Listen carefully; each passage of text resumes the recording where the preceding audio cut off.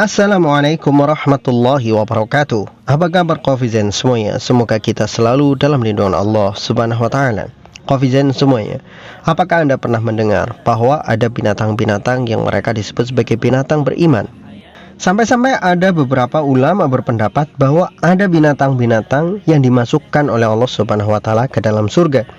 Ya, contohnya adalah anjingnya Ashabul Kahfi atau untanya Nabi Soleh dan lain sebagainya. Itu dikatakan mereka adalah binatang-binatang beriman yang masuk surga. Walaupun pendapat itu ditolak juga oleh ulama-ulama yang lain karena tidak ada dalil yang membenarkan tentang pendapat itu. Tapi tetap saja kembali kepada Allahu a'lam. Artinya Allah yang maha mengetahui. Karena binatang-binatang itu didesain oleh Allah subhanahu wa ta'ala tidak punya akal. Mereka hanya punya nafsu. Tapi kalau mereka mempunyai akal, mampu berpikir, menggunakan kecerdasan yang dimilikinya, yang telah diberikan oleh Allah subhanahu wa ta'ala dengan keterbatasan tidak punya akal, tapi mereka bisa beriman kepada Allah subhanahu wa ta'ala dengan keimanan yang hampir mirip seperti manusia. Bisa saja Allah berikan kepada mereka kemuliaan-kemuliaan tertentu baik dunia dan akhirat. Ya wallahu alam, kembalinya kepada Allah subhanahu wa ta'ala, karena yang berhak menentukan surga neraka adalah Allah subhanahu wa ta'ala. Kofizen semuanya, kita akan membahas tentang gajah. Jadi ada 2 ekor gajah yang akan kita ambil pelajaran. Ada gajah yang kita sebut sebagai gajah paling beriman yang disebut sebagai Mahmud. Jadi namanya Mahmud. Ini adalah gajah yang hidup sebelum lahirnya Rasulullah SAW, sebagai simbol tahun pada saat itu yang disebut sebagai Amul Fil atau tahun gajah. Gajah yang dibawa oleh Abraha, Raja Zalim dari Yaman pada saat itu. Kemudian dia membangun Al-Qulais. Al-Qulais adalah sebuah gereja karena Abraha adalah orang Kristen, pecahan dari Nasrani pada saat itu. Dia membangun sebuah gereja yang sangat besar untuk menyaingi Ka'bah yang ada di Mekah, dan dia memberi nama Al-Qulais. Kemudian gereja itu, dia berharap dengan membuat gereja yang begitu megah, orang-orang akan berhenti berhaji ke Ka'bah dan pindah ke Al-Qulais, ke tempat di mana bangunan yang dibuat oleh Abraha itu. Nah, dalam proses pembangunan Al-Qulais itu, Abraha melibatkan berbagai macam binatang-binatang besar termasuk gajah. Dia menangkap gajah-gajah, dia juga mencari gajah-gajah yang ada karena untuk mengangkut batu, mengangkat batu, dan juga menggunakan tali yang besar untuk menggantung batu sehingga batu itu bisa diangkat dari bawah ke atas. Nah, itu menggunakan bantuan dari tenaga gajah. Nah, salah satu gajah yang diambil oleh Abraha itu bernama Mahmud. Gajah itu diketahui dulunya adalah milik seorang pemuda Nasrani, bukan Kristen ya, Nasrani yang soleh. Dia beriman kepada Nabi Isa alaihissalam, dan apa yang diajarkan oleh Nabi Isa alaihissalam bertauhid kepada Allah subhanahu wa ta'ala, tidak meyakini Tuhan Trinitas, berbeda dengan apa yang diyakini oleh orang-orang Kristen. Dia adalah seorang pemuda yang beragama Nasrani yang masih lurus, yang berkeyakinan bahwa Allah itu Esa dan Nabi Isa itu adalah utusan Allah subhanahu wa ta'ala. Nah, orang soleh ini punya seekor gajah namanya Mahmud. Gajah yang dipelihara dari kecil sampai dewasa, yang hidup bersama dengan seorang pemuda soleh. Maka kesolehan pemuda itu nular kepada gajah. Gajah ini juga gajah beriman, karena ketika dia beribadah, gajah ini menemani tuannya yang soleh beribadah. Ketika tuannya membaca kitab suci, gajah itu menemani tuannya membaca kitab suci. Ketika tuannya sedang melakukan penggembalaan kambing-kambing ataupun hewan-hewan ternak, kemudian di sana dia belajar dengan agama dan belajar kitab sucinya kembali, membuka apa yang dia pelajari, maka si gajah ini juga mengerti apa yang dikerjakan oleh tuannya. Maka tuannya orang yang soleh, gajahnya juga ikut soleh. Tetapi ketika Abraha hendak membuat gereja Al-Qulais, seluruh gajah-gajah yang ada disita, termasuk Mahmud itu juga disita oleh Abraha. Karena Mahmud ini gajah yang begitu besar sekali, saking ukurannya besar di antara gajah-gajah yang lain, maka Abraha menjadikan Mahmud ini sebagai pemimpin dari gajah-gajah yang lain. Pada saat ditangkap, Mahmud itu tidak mau taat kepada Abraha dan pasukannya, tetapi Abraha mengancam si gajah, kalau kamu tidak juga taat, maka kami akan menangkap tuanmu. kami akan menyiksa tuanmu. Maka gajah yang awalnya itu tidak mau taat kepada Abraha, maka dia terpaksa mengikuti apa yang diinginkan oleh Abraha.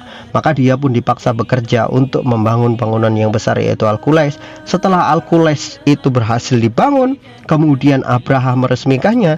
Tetapi pada saat itu ada orang Arab yang buang kotoran di dalam Al-Qulais. Abraha pun murka besar gitu kan, dan dia berkeinginan untuk menghancurkan Ka'bah. Nah inilah anehnya. Jadi yang melakukannya adalah orang Arab, tapi dia marahnya kemana? Ke Ka'bah. Ya memang karena orang Arab tersebut dia mengatakan bahwa kami itu tidak akan pernah mungkin mau mengunjungi rumah buatan manusia. Sedangkan Ka'bah itu bukan buatan manusia, itu buatan Nabi, dan itu peninggalan yang sudah ditetapkan oleh Tuhan di sana. Sedangkan Al-Qulais, semegah apapun Al-Qulais, itu adalah buatan manusia, tidak buatan Nabi, juga tidak ada keilahiyahan di sana, karena itu bukan perintah Tuhan, hanya sebuah keinginan dan ambisi manusia biasa. Nah, perkataan orang Arab inilah yang membuat si Abraha jengkel dan dia ingin menghancurkan Ka'bah. Maka dibawalah seluruh gajah-gajah termasuk si Mahmud juga dibawa, dijadikan sebagai pemimpin untuk menghancurkan Ka'bah. Tetapi ketika gajah-gajah yang dibawa oleh Abraha ini sampai di perbatasan Mekah, mau masuk ke kota Mekah, tiba-tiba Gajah Mahmud berdiri. Dia tidak bisa lagi melangkahkan kakinya. Karena Mahmud tidak berjalan, maka gajah-gajah yang lain juga berhenti semuanya.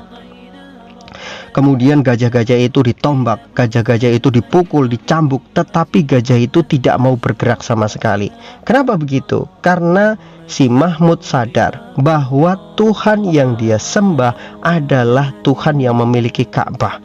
Tuhan yang disembah oleh tuannya yang soleh dulu adalah Allah Subhanahu wa Ta'ala yang memiliki Ka'bah, yang menjaga Ka'bah. Maka bagaimana bisa dia menyerang Ka'bah, tempat yang dimuliakan oleh Tuhan yang dia sembah? Maka pada saat itu si Mahmud dan gajah-gajah yang lain hanya bisa berdiri di situ dan tidak bisa bergerak. Dan karena si Abraha ini sangat marah sekali, dipukul, dicambuk, sampai harus menggunakan tombak supaya gajahnya berjalan, tapi tidak bisa berjalan. Sampai ketika pada akhirnya si Mahmud ini, dalam satu kisah dikatakan dia berdoa kepada Allah Subhanahu wa Ta'ala. Wallahu alam, betulkah itu doanya dia, atau memang periwayat yang mengatakan Gajah Mahmud itu hanya diam saja. Tapi Allah Subhanahu wa Ta'ala pada saat itu kemudian menurunkan bala bantuan, yaitu burung ababil dari langit yang membawa batu-batu panas yang dilemparkan kepada pasukan Abraha. Maka pasukan Abraha pun mati bergelimpangan satu persatu dan hancurlah mereka. Tapi gajah-gajah itu diselamatkan oleh Allah Subhanahu wa Ta'ala karena mereka menyerang Ka'bah berdasarkan dipaksa, bukan karena keinginan pribadi mereka masing-masing. Dan terutama Mahmud adalah gajah yang betul-betul beriman kepada Allah Subhanahu wa Ta'ala, sehingganya Mahmud juga diselamatkan oleh Allah Subhanahu wa Ta'ala. Mereka pergi ke sana, gajah-gajah itu pergi ke sana, tidak tahu menahu apa yang akan dilakukan. Mereka hanya mengikuti apa yang diperintahkan oleh Abraha. Sebab ketika Abraha melakukan sesuatu, kemudian Mahmud itu tidak mau melakukannya, maka Abraha akan berkata, kami akan mengambil tuanmu dan kami akan menyiksanya. Maka Gajah Mahmud pun akan mengikuti apa yang disampaikan atau dikatakan oleh Abraha. Nah, Kofizen semuanya, inilah kisah gajah paling beriman.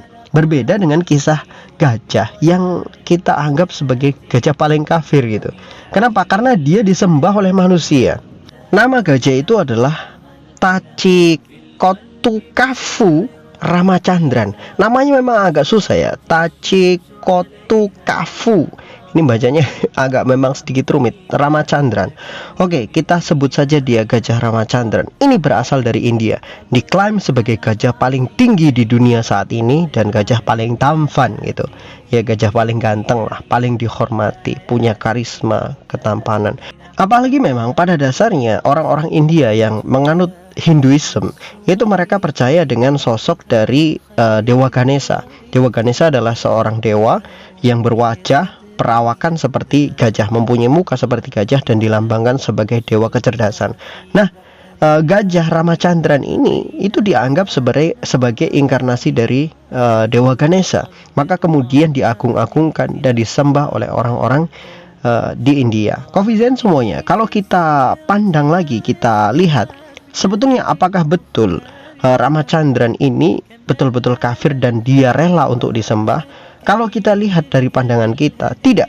Jadi gajah sebetulnya sadar kalau mereka itu sedang disembah, sedang diagung-agungkan, dan dia juga sebetulnya menolak. Pada tahun 2019 lalu, ketika ada satu acara besar, Ramachandran ini dikeluarkan, Ramachandran ini ditampilkan, banyak orang-orang yang mendekati dia dan juga berusaha untuk memegangnya, berusaha untuk mengambil keberkahan darinya. Tetapi karena dia merasa, Ramachandran itu merasa risih dengan apa yang dilakukan manusia, maka dia pun mengamuk, sehingga ada beberapa orang yang menjadi korban pada saat itu. Tetapi apakah manusia kemudian kapok? Orang-orang di sana kapok? Ternyata tidak. Pada tahun-tahun selanjutnya juga tetap melakukan hal yang sama, meskipun dengan aturan-aturan baru, tidak boleh dekat-dekat dengan Ramachandran dan lain sebagainya.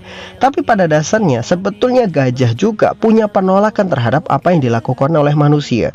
Kalau kita bertanya apakah Ramachandran itu betul-betul menerima apa yang dilakukan oleh manusia terhadap penyembahan-penyembahan mereka kepada Ramachandran, jawabannya adalah tidak. Karena setiap binatang itu hanya meyakini satu Tuhan saja. Seluruh binatang itu pada dasarnya beriman kepada satu Tuhan, yaitu Allah Subhanahu wa Ta'ala yang menciptakan mereka. Mereka tidak akan pernah berdoa, tidak akan pernah menyembah kepada selain Allah Subhanahu wa Ta'ala, kecuali manusia yang mengajarkannya untuk murtad. Manusia mengajarkannya untuk menyembah kepada selain Allah Subhanahu wa Ta'ala. Nah, kalau gajah itu lain, karena gajah mempunyai kecerdasan, maka dia punya ingatan yang kuat. Maka dia juga tahu perilaku-perilaku manusia. Manusia menyayanginya, maka gajah akan membalas kasih sayangnya. Dan jika ada manusia yang menyakiti gajah, maka gajah juga akan mengingat apa yang dilakukan manusia terhadap dirinya. Suatu saat bisa saja gajah itu membalasnya. Nah, Khofizan semuanya, untuk kasus terhadap Ramachandran ini adalah kasus yang lain. Mereka kadang hanya mengikuti apa yang dilakukan oleh manusia atau mengikuti keinginan manusia. Mereka berusaha untuk tidak menyakiti manusia, tapi terkadang manusia yang mencoba untuk menyakiti gajah. Gajah tidak akan pernah mungkin menyangka atau dirinya itu adalah Tuhan, itu tidak akan pernah mungkin, apalagi dewa sampai disembah-sembah manusia. Manusialah yang bodoh yang menganggap bahwa gajah itu adalah dewa, gajah itu adalah sesuatu yang sakti. Mohon maaf, di negeri kita juga ada yang seperti itu, tapi bukan gajah bentuknya, tapi kerbau bule, kerbau warna putih. Kerbaunya goblok, kerbaunya sendiri bodoh, tapi kalau pas malam satu suro itu berubah jadi kerbau sakti. Hanya pada malam satu suro kebo itu dilepas begitu saja, disuruh jalan di jalan-jalan, kemudian kalau buang kotoran, buang air kencing, dijadikan rebutan oleh manusia-manusia yang betul-betul bodoh, dan itu dianggap sebagai berkah hanya pada malam satu suro. Selain malam satu suro ya jadi kebo biasa. Aneh kan?